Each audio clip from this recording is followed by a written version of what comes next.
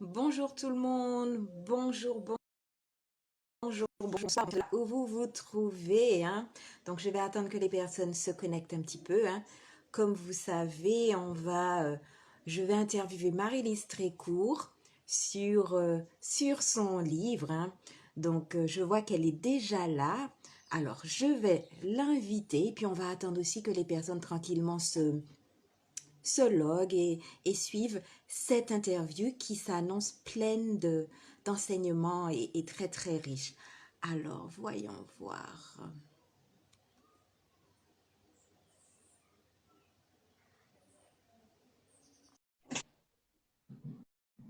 Donc, Marie-Lise est en train de nous rejoindre sur le live.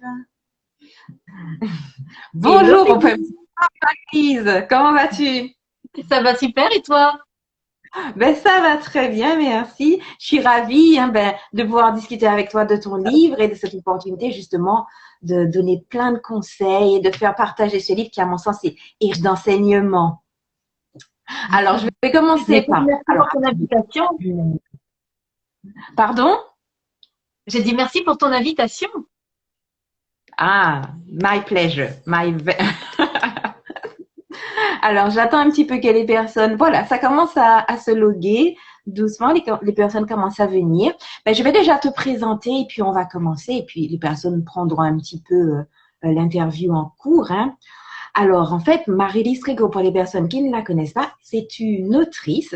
Et en fait, à travers ses romans, ses coachings, ses conférences, elle aime partager son expérience, son énergie et ses astuces avec tous ceux qui rêvent d'une vie plus épanouissante. Elle a publié 11 romans et 3 guides de développement personnel, essentiellement aux éditions Erol. Donc, aujourd'hui, on va parler notamment de son livre Ferme les yeux et tu Vera, qui est aussi publié chez Erol. Voilà. Donc, Marie-Lise, est-ce que tu peux, pour commencer, nous parler, tout simplement, nous présenter ce livre, Ferme les yeux et tu verras. Alors, ce roman que je présente quand même, Oui, avec, voilà. voilà. Regardez comment il est beau. Tu me vois peut-être à l'envers, non? Il est à l'envers peut-être pour toi. Oui, il est un pour moi, effectivement. Je sais pas Donc, si... Ferme les yeux, tu verras. Oui? Dis-moi, Non, non, je dis-moi. dis pas, je sais pas s'il y a une façon de le retourner ou pas, mais la technique, c'est pas mon truc, alors j'espère que les autres personnes le verront dans le bon sens. Sinon, de toute façon, il y aura la petite photo pour pouvoir le Voilà. découvrir.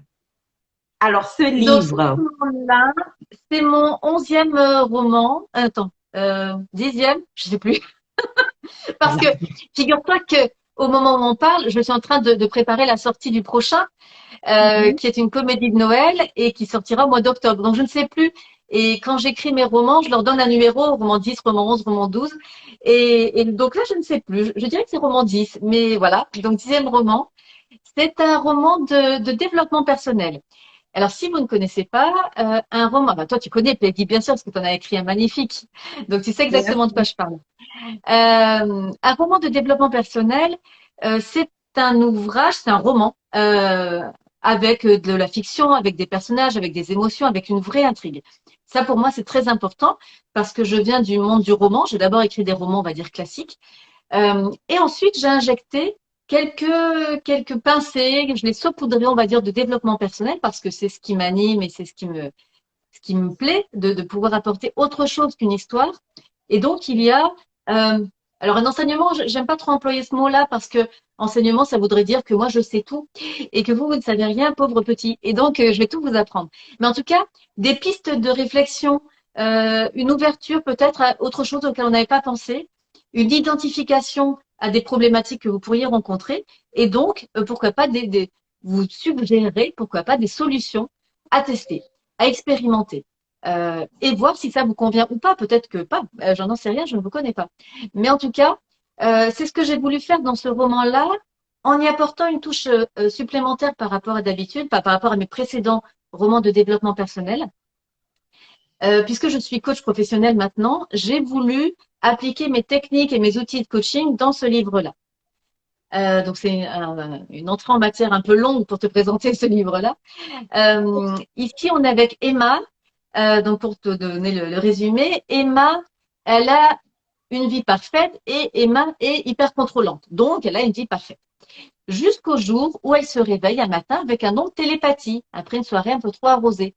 Et là, elle lit dans les pensées de son mari, de son chat, qui la déteste cordialement d'ailleurs, de ses enfants qui lui cachent des choses. Et là, c'est la panique à bord. Elle se rend compte que la vie qu'elle imaginait n'est pas du tout la vie réelle. Et elle va même Mhm. jusqu'à lire dans les pensées de son père et découvrir qu'il lui cache un terrible secret. Et là, l'aventure commence. Elle va chercher à remonter sur les traces de son passé pour savoir d'où viennent ces blessures qui rejaillissent là maintenant où le masque se fissure. Elle va retourner dans sa petite île d'Angleterre sur les traces de son enfance pour comprendre d'où viennent ces blessures et se réinventer une vie plus en adéquation avec celle qu'elle est maintenant. C'est un peu long, hein? Non, non, c'est très bien. Et c'est vrai que c'est cette quête que j'ai trouvée très intéressante et je me suis dit ça va faire écho à tellement de femmes. Cette femme Emma, ce personnage principal qui veut être la maman parfaite, qui a ce syndrome de perfection, ce besoin d'être parfaite parce qu'elle a cette croyance justement que pour être aimée, pour ne pas être rejetée, il faut être parfaite. Et je pense qu'il y a beaucoup de personnes et de femmes, de mères qui se reconnaîtront dans le personnage d'Emma. Donc, quel conseil as-tu voulu faire passer à travers ce livre justement à toutes ces personnes, ces mères, ces femmes qui veulent être parfaites justement? Alors, si je te dis la perfection n'existe pas, on va me dire que c'est la palissade. Mais l'idée, c'est n'ayez pas peur de vos failles, n'ayez pas peur de vos fêlures, n'ayez pas peur de votre part d'ombre. On en a tous. Euh, dans mon cabinet, je reçois beaucoup de personnes qui veulent travailler sur différentes problématiques. Et on a tous une part d'ombre. Et c'est OK. Et personne n'attend de nous de la perfection. On n'est pas parfait. Les autres en face ne le sont pas. Et c'est pas grave. Au contraire, je pense qu'on souvent on dit qu'on apprécie les gens pour leurs défauts aussi. Et tant mieux. Et pour te donner une anecdote, tu m'en parlais de la mère parfaite. Je me rappelle ma première grossesse. J'étais anxieuse parce que je suis d'un tempérament anxieux, je dois l'avouer. Et je suis allée voir un monsieur qui avait l'âge d'être mon papa, un collègue, et qui m'a dit, j'ai dit, mais oh là là, mais je suis tellement anxieuse, un peu nerveuse. Qu'est-ce que je vais communiquer à mes enfants? Je vais leur communiquer ça. Et il m'a dit, mais tu ne sais pas si ça sera bien ou pas bien. Peut-être que ça va les rendre plus dynamiques, peut-être que ça va les rendre. Il y a d'autres choses qui va s'accompagner, enfin, qui vont accompagner cet état d'esprit. Et tu ne sais pas ce que tu offres. euh, à eux de le transformer aussi en quelque chose de positif. Mais soit comme tu es, on va pas te demander tout d'un coup d'être toute toute patiente, toute calme et tout ça. Ce n'est pas moi. Enfin, je peux jouer la comédie 5 minutes, mais honnêtement, ça ne tiendrait pas longtemps. Donc, soit comme tu es, tu as plein de choses positives à offrir. C'est pas bien drôle, ça. Tu as plein de choses positives à offrir. Offre-les le meilleur et le pire, pourquoi pas. Mais voilà, on est tous comme ça. Et même ce qu'on considère nous comme des défauts, eh bien d'autres pourraient le considérer comme quelque chose de positif. Oui, d'ailleurs, dans ton livre, à un moment, tu parles de handicap. Je l'ai noté en disant que le handicap, la différence, c'est un super pouvoir, hein. Donc, et j'ai trouvé ça très intéressant puisque justement, il y a tellement de personnes qui voient leur différence ou ce qu'elles perçoivent ou leur handicap comme justement un frein. Et tu leur dis non, en fait, ça peut être une force. Donc, comment justement transformer ça en force? En fait, d'une manière générale, les différences sont rejetées, on va dire, enfin sont stigmatisées aujourd'hui dans la société. Et on peut se dire, mais comment je peux le transformer en force? Moi, il y a quelque chose qui me fascine, c'est ces personnes-là qui ont une vie normale, banale, qui ont un accident de voiture malheureusement et qui deviennent handicapés. Il y a deux façons de réagir à ça. Soit on se laisse couler, soit on dit, allez, comment je vais transformer ça? Et moi, ce qui m'inspire, ce sont les personnes qui se mettent au sport alors qu'elles ne faisaient pas du tout de sport avant et qui deviennent, alors peut-être pas champion olympique, mais en tout cas, il y en a hein, qui m'inspirent. Ou bien ce monsieur Philippe Croison qui était amputé des bras et des jambes et qui traverse la Manche à la nage, alors que moi, je suis même pas capable de, de traverser une piscine à la nage sans reprendre mon souffle. Tu vois ce que je veux dire? Donc, ces personnes-là disent, mais sans mon handicap, je n'aurais jamais vécu cette vie-là. Ça m'a transformée. Ça a servi de déclic pour moi. Donc, oui, alors sans aller jusqu'à ces extrêmes-là, mais en tout cas, notre différence, on peut la voir autrement. On peut c'est à nous et à nous seuls, hein, parce que là, si on attend des autres, ça ne marchera pas. À nous seuls de porter un regard différent et en disant, et si je le valorisais ça? En plus, tu sais, je pense à autre chose. Euh, D'un point de vue marketing, on dit qu'il faut être différenciant. Il faut afficher sa différence. Sinon, on est comme tout le monde et on ne nous remarque pas. Dans la vie, c'est pareil. Si on est comme tout le monde, on fait comme tout le monde, on se coiffe comme tout le monde, hein, ben on ne nous remarque pas. Alors, il y en a peut-être qui sont contents de ça, mais en tout cas, on mène la vie des autres, on mène pas sa propre vie. On n'a pas notre spécificité, on n'a pas notre originalité. Et je pense à un moment donné qu'il y a quelque chose qui ne fonctionne pas. Parce que à vouloir trop ressembler aux autres, à vouloir trop rentrer dans le moule, on ressemble à une tarte, hein, tu connais cette expression. Euh, et je pense qu'il faut oser montrer qui on est, montrer notre singularité. Il y en a qui ça va plaire, d'autres à qui ça ne va pas plaire, et c'est OK. À partir du moment où Ok. on est bien nous avec ça.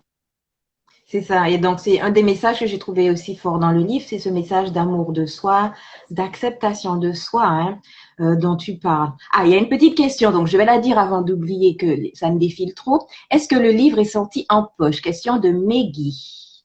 Non, pas encore. Il est sorti au mois de mars, celui-ci, en grand format.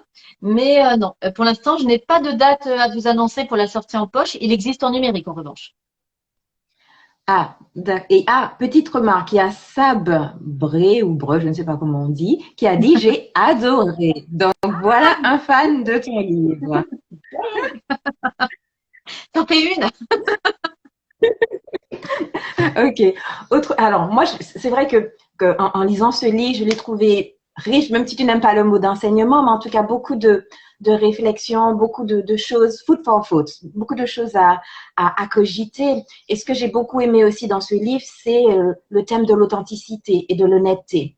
Parce qu'on se rend compte que en lisant le livre, en fait, ils sont tous, enfin, ils sont dans la perception, il y a des mensonges par omission ou les parents, il y a du déni, les parents le père qui est un peu dans le déni et qui se cache la tête, qui fait l'autruche, qui se cache la tête dans le sable. Enfin, il y a une forme entre guillemets, malhonnêteté, hein, qu'elle soit inconsciente ou consciente.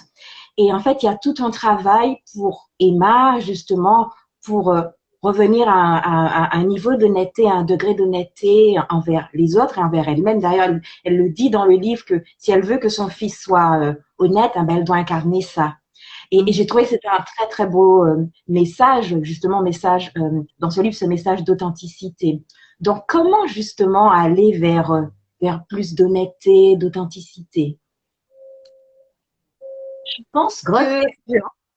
ouais, je pense que il faut bien être conscient d'une chose, que quoi qu'on dise, quoi qu'on fasse, il y aura des gens pour, ce que je disais tout à l'heure, pour apprécier ce qu'on fait, ce qu'on est, et des gens qui n'aimeront pas. Il y a des gens qui peut-être n'aiment pas ma robe parce qu'ils n'aiment pas le bleu marine, ou la couleur de mes yeux parce qu'ils n'aiment pas.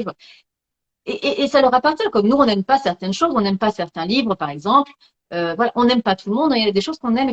Donc, à partir du moment où on comprend qu'on n'a pas de contrôle sur ce que pensent les gens, on lâche prise. On lâche prise et là, on accepte juste d'être qui on est sans se soucier de ce regard des gens. On arrive à cette forme d'authenticité en se disant que oui, on va plaire à certaines personnes et tant mieux, on va attirer ces personnes-là à nous et tant mieux parce que généralement, on a des choses en commun. On est dans la même énergie. J'aime bien utiliser ce mot-là. Et il y a des gens qui ne vont pas apprécier ce qu'on est, ce qu'on fait pour des raisons qui leur appartiennent et sur lesquelles on n'a absolument aucun contrôle et ils ne vont pas venir vers nous. Tant mieux, j'allais dire. Euh, et voilà. Et peut-être ces personnes-là, admettons, c'est ce que les gens me disent parfois, elles ont peur qu'on les critique. Oui, alors il y a un curseur à placer entre j'accepte d'écouter la critique et je n'accepte pas. Sur mes réseaux sociaux, je suis la plus chanceuse de la terre parce que j'ai des gens qui me suivent et qui sont adorables et vraiment je suis pas soumise aux haters comme on dit. Voilà, j'ai cette chance-là. Ça m'est arrivé une ou deux fois une personne qui était un peu désagréable, on va dire, un message, deux messages, trois messages de bloc. Parce que j'ai pas de temps à perdre et puis j'avais pas envie de rentrer dans la polémique et ça ne m'intéresse pas. T'aimes pas, tu dis pas, tu regardes, tu suis pas mon compte. Enfin, bon, j'oblige personne, hein. Donc, à partir de ce moment-là, la question c'était sur l'authenticité, hein. À partir de ce moment-là où on se dit que si on joue un rôle, de toute manière, de la même façon, on ne plaira pas à tout le monde. Autant jouer notre propre rôle et plaire aux personnes qui sont en phase avec ça. Et là, on arrive à cette forme d'authenticité. On arrive à regarder la belle personne qu'on est. J'estime qu'on est plein de belles personnes. On arrive à regarder toutes nos belles valeurs, toutes nos qualités, toutes nos réussites, toutes nos forces, et nos parts d'ombre, et nos défauts, et ce qu'on a encore à régler. Et c'est OK comme ça. Et on se montre comme ça, avec cette vulnérabilité. Et voilà, et la vie fait son œuvre, l'énergie fait son œuvre et amène à nous des personnes qui nous ressemblent vraiment à partir du moment où on se montre vraiment tel que nous sommes. Et l'authenticité aussi, pour moi, c'est essentiel. Tu parles dans le livre il y a l'histoire de Cindy, donc l'amie d'Emma, qui va se reconvertir professionnellement en faisant son ikigai. Oui. Donc, justement, c'est ça. Donc, aller vers plus d'authenticité, c'est aussi faire des choses qui sont alignées avec qui l'on est véritablement, des choses qui nous correspondent. Au lieu de faire avoir une activité professionnelle qui est bien vue ou parce que c'est ce que maman ou papa voulaient que l'on fasse, par exemple, aller vers quelque chose qui est plus authentique. Donc, c'est quoi l'ikigai, justement? Est-ce que tu peux nous en parler? L'ikigai, je souris parce que j'ai écrit un livre aussi sur l'ikigai, un petit guide pratique. L'ikigai, c'est un mot japonais. C'est une philosophie japonaise et c'est un outil. On l'utilise comme ça, en tout cas en Occident. Iki, ça veut dire être en vie, ce qui me fait vibrer, ce qui me rend vivant. Et gai, c'est ce qui a du sens, ce qui compte pour moi. Donc, ikigai, j'aime bien le définir comme ça. C'est ce qui manque à ma vie pour être pleinement épanouie. Alors, effectivement, ça peut être un nouveau métier, mais ça peut être une nouvelle activité parallèle. Ça peut être une nouvelle façon de travailler. Ça peut être plein de choses. Dans l'ikigai, on va parcourir tous les domaines, enfin, 4 domaines de ta vie. On va d'abord étudier tout ce que tu aimes, au sens très très large. Tes lectures, tes séries, ce qui te fait vibrer dans la vie. Voilà. Tout le premier cercle, c'est celui-ci. Le deuxième cercle, c'est tout ce que tu sais faire, mais pas seulement professionnellement. C'est toutes tes compétences. J'aime souvent employer cet exemple-là. C'est si tu es la reine du cupcakes, eh bien, et si ça compte pour toi, si tu mets de la valeur dessus, on va le mettre dans cette chose-là parce que ça montre soit ta créativité, soit ta minutie, soit ta convivialité parce que tu aimes bien inviter les copines à manger. Je ne sais pas. Mais en tout cas, voilà, on va pointer du doigt toutes ces compétences-là. Ensuite, on va s'apesantir sur un cercle qui est très très important, c'est celui de tes valeurs, hein, ce que tu évoquais. Et les valeurs, j'aime bien dire que c'est des rails. Quand on sait, quand on connaît nos valeurs, on le traîne sur les bons rails. On sait quelle décision prendre en fonction de ça. Si ça correspond à mes valeurs, c'est OK. Si ça ne correspond pas, c'est pas OK. Donc voilà. Donc les valeurs, c'est vraiment important pour définir cette activité. Et ensuite, on a le dernier cercle des activités idéales. Donc soit c'est véritablement un nouveau boulot, et ça j'utilise pour les personnes qui veulent se reconvertir, soit c'est je garde mon job alimentaire et à côté de ça, je fais une activité qui me permet d'être pleinement épanouie et qui répond à mon ikigai, c'est-à-dire aux ingrédients que j'ai identifiés dans les 3 autres cercles qui, qui me correspondent à qui je suis réellement. Ok. Et donc Dis-moi si ça, c'est c'est un clair. des outils. Oui, oui, c'est très clair. Mais donc c'est un des outils justement que tu utilises dans le cadre de ton coaching professionnel parce que tu es aussi coach. Donc qu'est-ce que tu proposes en tant que coach?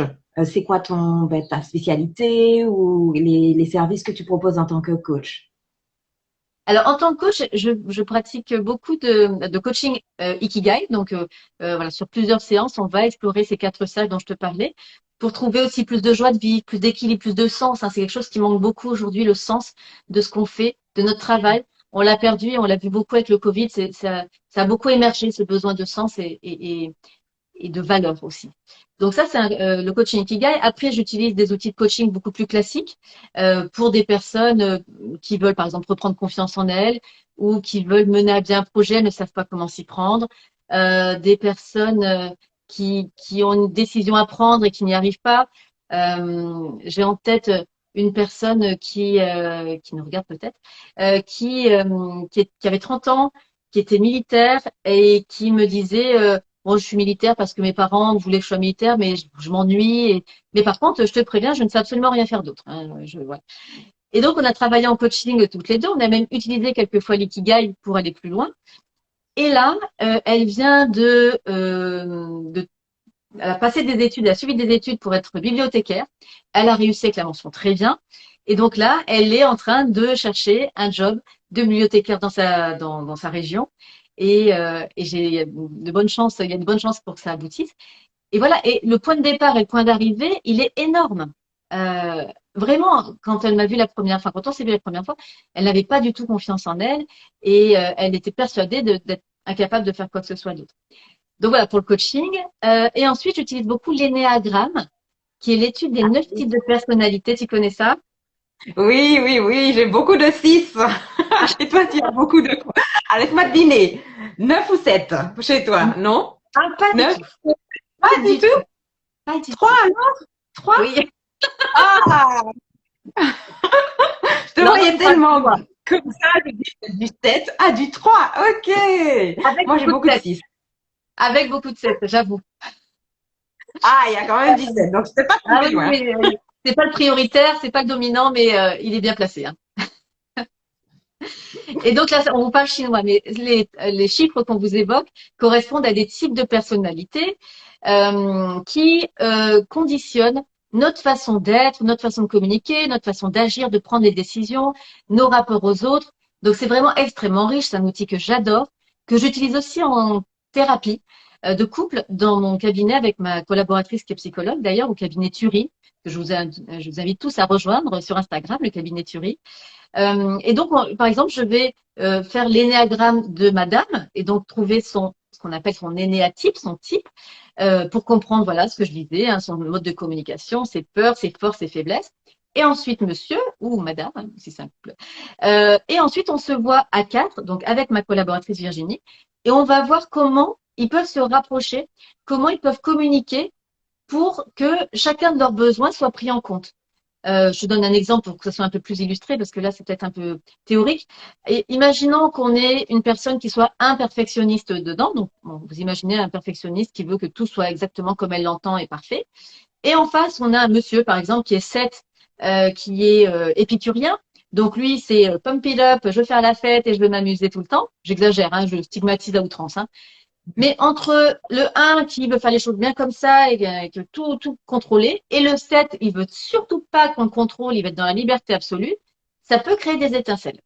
Et donc là, on va prendre des événements de la vie de tous les jours et voir comment le 1 peut être rassuré, le 7 peut quand même se sentir libre de faire ce qu'il a envie, et on va agir comme ça, pas après pas, pour trouver des moyens de communiquer ensemble et de mieux vivre ensemble. Donc, effectivement, il y a plusieurs outils que tu utilises dans le cadre de ton coaching et on les voit en filigrane dans ton livre, hein, dans Ferme les yeux et tu verras, et notamment l'écriture thérapeutique. Donc, justement, il y a ce petit carnet, donc elle reçoit Emma le conseil d'avoir ce petit carnet où elle note ses émotions, ses pensées, etc. Donc, est-ce que tu peux nous dire c'est quoi ce carnet et à quoi ça sert? Alors, ce carnet, écoute, tu me le rappelles parce que j'ai oublié ce détail-là, parce que ça fait quasiment 1 an et demi hein, que j'ai terminé. Le carnet pour écrire Alors, oui, oui, le carnet pour écrire, c'est la vieille dame qui lui parle qui lui donne dans le bus. J'ai un petit carnet dans lequel j'écris j'écris mes pensées. Et en fait, elle en arrive à écrire elle aussi ses pensées dans ce carnet pour l'aider à comprendre un petit peu ce qui se passe en elle, tout c'est simplement. ça. Alors, si je me rappelle bien, ça sert aussi au début d'un carnet de gratitude. Parce que cette vieille dame qu'elle rencontre dans le bus par hasard, parce qu'en fait, je raconte un peu, dans le bus, elle va volontairement dans le bus pour entendre les pensées des gens, pour voir si elle est bizarre avec toutes ses pensées, parce qu'elle se critique beaucoup. Tu vois, elle dit, mais quelle idiote, j'ai fait ça. Enfin, elle est beaucoup dans son critique intérieure est très fort, en fait. Et donc, elle va dans le bus pour savoir si elle est bizarre ou si tout le monde pense comme elle. Et effectivement, tout le monde pense comme elle. Tout le monde se critique, tout le monde se fustige, tout le monde a une idée assez dévalorisante de soi. Et donc, elle rencontre cette vieille dame qui, elle, n'est pas là-dedans, ce qui est très étrange. Et donc, cette vieille dame, elle est pleine de pensées positives. Elle entend ses pensées positives et elle va lui demander, mais comment vous faites, vous? Et cette vieille dame va lui dire, mais moi, je focalise sur mes pensées positives. J'ai de la gratitude pour tout ce qui arrive, pour le soleil dehors, pour les gens que je rencontre, pour tout ce qui se passe. Je suis en bonne santé, j'ai moins mal aux pieds qu'hier. Et et j'ai de la gratitude pour ça. Donc, je suis dans un état d'esprit positif. Et parfois, je note dans ce cahier tout ça pour me dire à la fin de la journée, mais en fait, il y a eu plein de belles choses dans ma journée. Je vais focaliser sur ça, sur toutes ces belles choses qui m'ont mise en joie dans la journée et non pas sur les petites tracasseries que j'ai éprouvées au quotidien. Parce qu'on peut avoir cette tendance-là à dire, ah là, j'ai passé une journée pourrie, il y a lui qui m'embêtait, ouais, j'ai crevé un pneu, je ne sais pas quoi. Donc là, l'idée et le conseil que je pourrais vous donner, c'est d'avoir ce petit cahier de gratitude envers vous pour switcher très facilement sur un état d'esprit positif. Et vous allez voir qu'après, au bout de 2, 3, 4 jours, vous allez vivre votre journée différemment. C'est-à-dire que quelque part, c'est comme si vous aviez des lunettes positives sur le nez. Vous dites, ah ça, tiens, je vais le noter ce soir, faut pas que j'oublie, ça c'était chouette. Et ça aussi c'est chouette. Et ça aussi c'est chouette. Et donc, automatiquement, dans la journée, vous allez focaliser sur le positif. Ça marche très bien. Et puis aussi, pour noter des idées qui peuvent venir, ça sert à ça, hein, l'écriture thérapeutique, une phrase que nous a dite une personne, un compliment, une pensée, un projet. L'écriture thérapeutique, ça peut aussi permettre de faire des listes de choses qu'on voudrait faire avant de mourir, des listes, des choses qui nous mettent en joie pour que lors des moments un peu plus tristounes, on puisse recourir à ces choses qui nous mettent en joie et auxquelles on ne pense pas quand on est dans un état d'esprit négatif. Et donc voilà, en fait, il y a plein de choses à faire avec l'écriture et c'est ce que je propose de découvrir à la fin du livre, parce que tu le fais bien de le dire, il y a un petit cahier pratique à la fin du livre avec des conseils, les conseils que rencontre Emma, que découvre Emma dans le livre. Je les ai tous recensés à la fin du livre, ce petit cahier pratique, pour que vous ne repartiez pas de votre lecture de la même façon que vous y êtes rentré, pour que vous en retiriez vraiment quelque chose de concret. Effectivement, à la fin du livre, il y a plein d'exercices, de conseils, de choses à mettre en application, hein. Donc, c'est vrai que j'aime beaucoup ça aussi, justement, puisque ça va offrir des outils pratiques aux personnes pour pouvoir s'autonomiser, entre guillemets. Et c'est ce que j'ai trouvé aussi dans ton livre. On a le sentiment que tu essayes de permettre aux gens de trouver les réponses en eux, en fait. C'est ça que c'est important que la personne devienne autonome et sache gérer ses émotions, puisqu'il y a plein de conseils aussi sur la gestion des émotions dans ce livre. Ah, d'ailleurs, il y a quelque chose qui me revient. C'est parce que j'avais trouvé l'expression délicieuse. Donc, je t'en parle parce qu'avant d'oublier, dire coucou panier à mon hamster démoniaque. Dire coucou. Alors, j'avais oublié celle-ci. Je me fais rire toute seule. Du coup, tu vois, je suis bon public. Mais c'est vrai, tu vois, je vais le ressortir en coaching, ça, coucou, je panier au hamster démoniaque. Alors, il y a peut-être besoin d'une traduction. pour les gens. Le hamster démoniaque, je parlais du critique intérieur tout à l'heure, c'est ce hamster qui tourne dans sa roue, dans notre roue mentale, et qui rumine, et qui se critique, et qui voit tout ce qu'il y a de négatif dans la vie, et qui focalise lui sur le négatif et sur tous ses tourments. Et c'est en boucle, et c'est en boucle, et c'est en boucle, et on n'en fait rien. D'où l'utilité, petite parenthèse, d'écrire pour sortir tout ça là, le mettre sur le papier, et là, on est un peu plus productif, on dit ah oui, ça non, ça je vais faire ci, ça je vais faire ça, et ça arrête de tourner. Bref, c'est une manière de dire coucou je panier au hamster démoniaque, ce qui veut dire euh, on arrête de ruminer comme ça, on calme le jeu, on écrit pourquoi pas, ou on exprime nos émotions, on écoute les émotions pour savoir quel est le message, quel est leur message sous-jacent. Toutes les émotions, qu'elles soient agréables ou désagréables, j'allais dire positives ou négatives, mais je n'aime pas ce terme-là. Toutes les émotions agréables ou désagréables ont un message à nous transmettre. Si je suis en colère, c'est que j'ai l'impression de ne pas avoir été respectée. Si je suis triste, c'est parce que j'ai l'impression d'avoir perdu quelque chose. Donc tout ça, ça me donne des messages. À moi de transformer ça, de comprendre ça et de dire, OK, quel est le besoin? J'ai besoin de retrouver plus de joie si je me sens triste. J'ai besoin qu'on me respecte davantage ou de m'affirmer davantage si je me sens en colère. Donc, à nous de comprendre le message et le besoin de ces émotions-là pour le transcender, pour ne pas rester dans cette roue avec ce hamster démoniaque à ruminer des choses qui ne servent à rien, quoi. Ok. Alors, on arrive vers la fin de cette interview puisqu'il est déjà 13 heures pour moi, hein, donc c'est là que déjeuner, quoi. On arrive à la fin. Alors, est-ce que vous avez des questions Donc, je vais vous laisser quelques minutes pour me mettre des questions dans la boîte à questions, tout simplement. Et puis, Marie, c'est l'occasion de poser des questions à Marie-Lise sur ses livres. On n'a même pas abordé tes routines d'écriture, etc. Ben, on va le faire en attendant. Comme ça donne à personne le temps de réfléchir à leurs questions. Donc, est-ce que tu as une routine d'écriture? Comment tu t'organises? Alors en fait, quand j'entends un écho. Euh, ah oui, c'est bizarre. Bon, quand je rentre quand je commence un roman, c'est comme si j'étais dans un tunnel où quasiment tous les jours, enfin dès que je peux, voilà, je vais écrire tous les jours. Et le soir, juste avant de me coucher, je vais penser à ce que je vais écrire le lendemain. Et alors là, c'est compliqué parce que pour peu que j'ai une idée que j'estime géniale, enfin, en tout cas intéressante, je vais partir dans tous les sens. Je dis, ah ouais, on pourrait faire ça, et puis ça, et tout ça. Et là, va dormir après. C'est compliqué. Et donc voilà, j'écris un petit peu tous les jours. Je peux écrire une journée entière, ça ne me dérange pas, parce que j'ai l'impression que on dit souvent, et ça va être très prétentieux de ma part de le dire, mais on dit souvent que mes livres sont haletants, c'est un peu des page turners, ils lisent assez facilement. Et j'ose croire que c'est peut-être lié à mon rythme d'écriture parce que je reste dans cette énergie-là, dans ce rythme-là, et je pense que c'est lié à ça, je crois. C'est une hypothèse. Donc j'écris un peu tous les jours et je me mets parfois un peu de musique sans parole et avec une tasse de thé et voilà, on y va.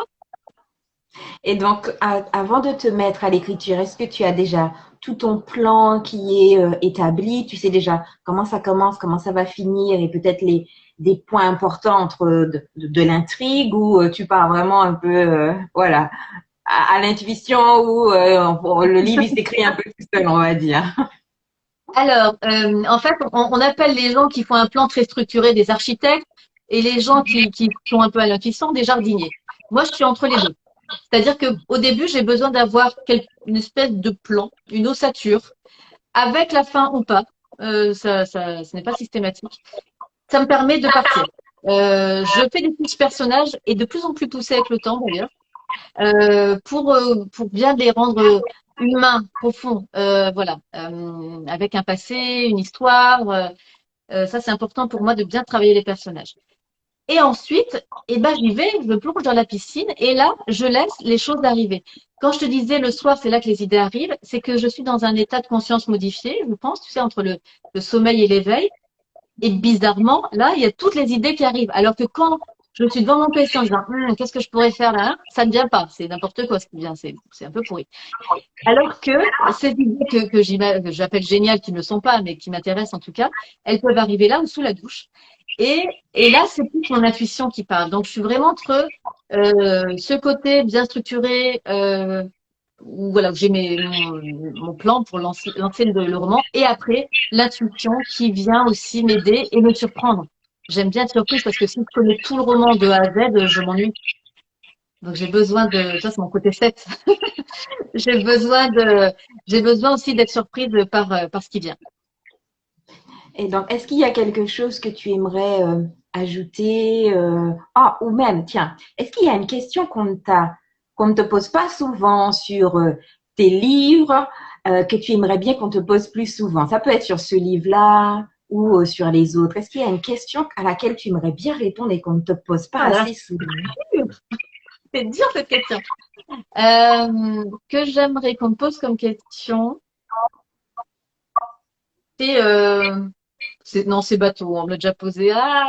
Allez, je vais dire ça parce qu'il n'y a rien d'autre qui me vient et je ne vais pas vous faire tenir. Si vous devez manger, vous à la Martinique, il est tard. Il est 13h, 13h04. Oh, ça ira. C'est pourquoi des romans de développement personnel et pourquoi ne pas être resté sur le roman plus traditionnel? C'est que, alors tu vois, ça c'est mon soi qui parle. J'aime bien les choses qui servent, qui sont utiles, qui sont efficaces. Que tu en fasses quelque chose. Ok, ça te divertit, ça t'émeut, ça te fait sourire, et ça c'est génial déjà. Rien que ça c'est génial. Mais si en plus on peut mettre une petite cerise sur le gâteau et que tu ressors de ce roman-là avec le sourire, avec un espoir en plus, avec une clé de compréhension de ce que tu as vécu, de ce que tu pourrais faire demain, et pourquoi pas un passage à l'action. Alors là, moi, c'est mon prix Goncourt à moi, c'est ça, c'est ces messages-là. Et envoyez-moi ces messages, j'adore recevoir vos messages. Ces messages-là où on me dit, j'ai compris ceci, cela, j'ai transformé ma vie, et mais moi, je suis émue aux larmes. Et je mets d'ailleurs un tout temps à répondre tellement c'est fort ici et j'ai du mal à enchaîner derrière parce que fou. Donc voilà, peut-être la question qui fondamentale pour moi. C'est vrai que la recherche du bonheur, c'est quelque chose qui est qui est très prégnant, qui dans tes livres en général. Donc, on sent bien que c'est quelque chose qui te tient à cœur, cette recherche du bonheur. Et donc, qu'est-ce qui manque aux gens en général, ou en tout cas le plus souvent, pour se créer ce bonheur et transformer leur vie et se créer ce bonheur? Alors, il pourrait te répondre mille choses, mais je crois que c'est ça commence en tout cas par la focalisation sur ces choses positives qu'on a déjà, sur ce qu'on a déjà. Euh, tu vois, on parlait des personnes handicapées ou qui ont eu un accident. Ce qu'elles ont déjà, c'est qu'elles sont encore en vie. Alors, je sais que c'est facile de le dire, moi tranquillou dans ma maison avec tous mes bras, mes jambes et de la bonne santé. Et que c'est beaucoup plus facile à dire pour des gens qui vivent de vraies épreuves. Vraiment, je le sais. Mais malgré tout, euh, j'ai autour de moi des personnes qui ont vécu des drames véritablement et qui sont dans la foulée m'ont dit mais c'est pas grave, ça va aller, je vais rebondir. Et là, tu as les larmes qui coulent de gratitude pour ces personnes-là qui te montrent un exemple de dingue et qui tu dis mais moi j'aurais jamais cette force-là et j'espère que oui. Mais donc voilà, je pense que c'est vraiment changer son regard sur ce qu'on a déjà et voir comment on peut transformer en positif ce qu'on a aussi et ce qui n'est pas forcément négatif, ce qui n'est pas forcément positif aujourd'hui, comment le transformer. Comment le transformer? Ok. Bon, ben, un dernier mot de la fin, Marie-Lise, avant de J'avais vu qu'il y avait clôturer une cette. question, mais je ne les vois pas trop. Ben, J'ai pas mes lunettes. Je fais la mariole. attends, je vais regarder si j'ai pas loupé quelque chose. Ah, attends, comment? Ouh là là, il y avait une question que j'ai loupée. Merci, merci. Alors, comment avoir plus de renseignements pour suivre un coaching? Comment avoir plus de renseignements pour suivre un coaching? Ah, question de Alors, Meggy. les coachings, je les fais en visio. Je ne sais pas d'où vous êtes, Meggy. Mais alors, soit je les fais dans mon cabinet ailleurs, ou à la Farled, chez moi, ou je les fais en visio. Donc, en fait, vous allez sur mon site qui s'appelle réécritavie.com. Vous prenez un rendez-vous pour un entretien pour qu'on discute ensemble de votre problématique et que je vous dise si ça correspond à une demande de coaching et à un accompagnement, si je peux vous aider en fait. Et ensuite, on discute des modalités et il n'y a plus qu'à prendre rendez-vous et on passe. Moi, je fais des séances de 1 heure et demie et voilà, je vous propose un certain nombre d'outils pour atteindre votre objectif. En fait, c'est aussi simple que ça. Mais ça commence par une discussion parce que le coaching ne peut pas tout régler, pas tout traiter. Il y a des choses que je ne peux pas faire, par exemple des cas de dépression ou même des burn-out quand on est au fond du burn-out. Là, je ne peux pas intervenir parce qu'il faut que la personne soit en mesure de pouvoir agir et rebondir. Mais voilà que donc Meggy, si vous êtes intéressé, vous allez sur mon site, vous prenez rendez-vous avec moi et on en discute. Ok, très bien. Donc, réécritavie.com. Super. Bon, ben voilà. Alors, je vérifie. Je fais un dernier petit tour. Je ne pense pas avoir loupé d'autres questions. Donc, posez vos questions. C'est le moment avant qu'on se dise au revoir. Alors, attends. Je cherche. Non. Ben non. Je pense que j'ai fait le On tour a là. tout dit. Il y a pas de truc. On a tout dit. Oh, je suis sûre qu'on pourrait discuter encore Ah oui, le sur ce beurre. sujet. On pourrait discuter encore parce qu'il y a plein de choses. J'avais fait une liste de questions et tout, donc j'en ai encore plein, hein, mais voilà. Le Alors moi, temps j'ai une est. question, Meggy. J'ai une question Vas-y. pour toi. Parce que je vais essayer techniquement de récupérer cette vidéo pour la mettre sur ma page, mon compte. Et il y a peut-être des gens qui ne te connaissent pas. Et donc, je voudrais que tu profites de ces minutes pour te présenter tes écrits. Ah oui, merci. Décidément, je me suis même pas présentée au départ. Ouh. Donc, franchement, alors, donc pour les personnes qui ne me connaissent pas, donc je m'appelle Peggy Ebring et en fait, j'accompagne essentiellement les femmes à découvrir leur mission de vie, grâce à des techniques intuitives et des techniques centrées autour de l'amour de soi, de la connexion au cœur. Et j'écris. Donc, en fait, j'aime bien partager un message d'amour, d'acceptation de soi à travers mes livres. Donc, celui-là, notamment, qui est le plus connu, qui s'appelle La quête ouvre les ailes de ton cœur et envole-toi, qui est un roman de développement personnel. J'ai aussi un livre qui sont des recueils. Il est un merveilleux roman, je l'ai lu et je peux vous le dire parce que j'en lis plusieurs et je te l'ai dit et je le redis devant la France entière, qui même plus. C'est un roman qui change des romans de développement personnel que vous connaissez. Il y a une autre dimension et vraiment j'invite tout le monde à le découvrir parce que vous serez surpris, en même temps vous trouverez ce que vous êtes venu chercher, un roman et du développement personnel, mais autre chose en plus. Alors je ne veux pas vous spoiler, mais vraiment allez-y. Merci beaucoup. Ah, merci, merci. Il y a beaucoup d'amour dans ce roman, hein, et je crois vraiment que j'ai été guidée, inspirée. Mon âme voulait que j'écrive ce roman, tout simplement, parce qu'il y a un message fort d'amour dedans. Voilà. Merci. En tout cas, c'est ça. Donc, si vous voulez me découvrir, n'hésitez pas à aller découvrir ce roman, aller sur mon site peggyebrin.com pour me découvrir et me suivre, bien sûr, sur Instagram, hein. Peggy Ebring, Peggy Ebring, tout simplement. Voilà. Merci beaucoup, Marie-Lise. Et puis, c'est vrai que j'oublie tellement je rentre direct dans le vif du sujet, j'oublie de me présenter. Je fais ça tout le temps au webinaire. Allez, on a du boulot, là. On y va. Pac, pac, pac, pac, pac. Voilà, on va parler d'eux. Je rentre direct dans et puis, j'oublie de me présenter et de présenter mes livres. Bref. Ah ben, Merci beaucoup. je suis là pour ça, hein. Merci à toi, Peggy. J'ai passé un bon moment en ta compagnie. Ça m'a fait plaisir de te revoir par caméra interposée. Et ben, je dis à bientôt à tout le monde. Rendez-vous, tiens, rendez-vous, petit scoop. Attention parce que je ne dirai pas hier pour l'instant. Rendez-vous le 6 octobre pour la sortie de ma comédie de Noël qui s'appelle Le drôle de Noël qui a changé ma vie aux éditions Erol. Le drôle de Noël qui a changé ma vie. Ok, super, vous avez entendu? 6 octobre. Exactement. Super, merci beaucoup. Merci beaucoup et puis bonne soirée et puis à très bientôt. Oui. Bye Et bye. bon après-midi à toute la Martinique, Guadeloupe, les îles, partout. Merci. À bientôt. À bientôt, bye bye.